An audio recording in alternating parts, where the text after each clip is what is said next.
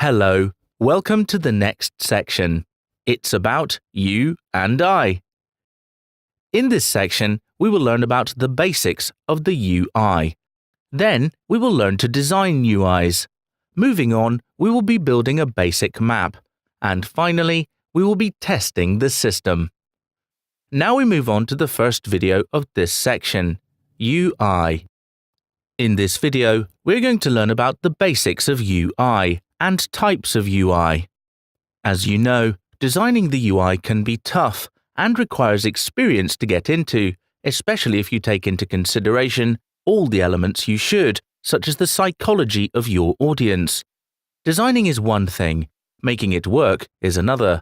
Usually in large teams, there are artists who design the UI and programmers who implement it, based on the artist's graphics.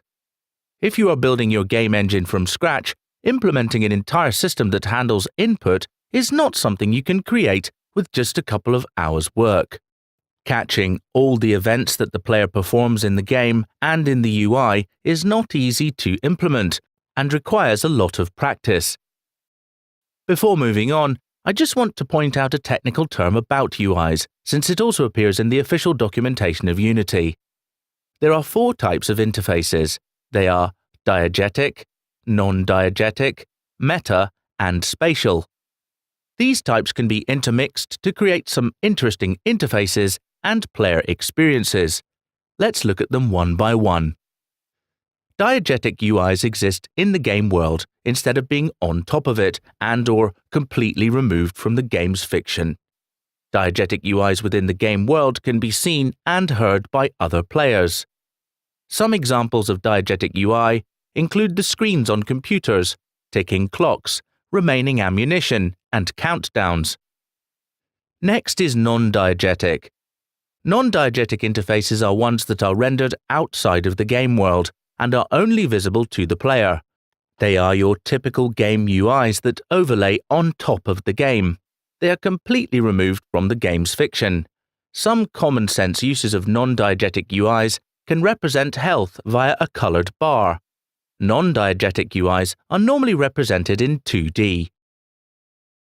Next comes Spatial UI Elements. Spatial UI elements are physically presented in the game's space. These types of UIs may or may not be visible to other players within the game space. This is something that is particularly featured in virtual reality (VR) experiences. Spatial UIs are effective when you want to guide players through a level or to indicate points of interest. Lastly, meta UIs can exist in the game world but aren't necessarily visualized like they would be as spatial UIs. This means that they may not be represented within the 3D space. In most cases, meta UIs represent an effect of various actions, such as getting shot or requiring more oxygen. When you're designing a UI for a multi-device experience, it's important to remember how players are going to be interacting with it, especially since interactions will be different on a computer than on a mobile device. In some cases, the user experience UX is influenced by a UI, in that a badly designed and implemented UI is going to lead to a poor UX. In the context of games, user experience or simply UX is the process used to determine what the experience will be like when a user interacts with your game. UX includes user testing, generating personas, scenarios, and storyboards. UX can only be designed to a certain extent because what is designed and what happens when players actually play your game are 2 different things, and in some cases, completely different things.